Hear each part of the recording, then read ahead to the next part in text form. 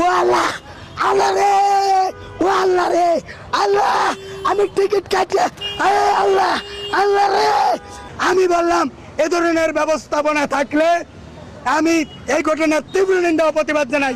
এবং এখানে টিকিট কেটেও ঢোকা যায় না, টিকিটও কাটাও যায় না, কি একটা হজবরল অবস্থা।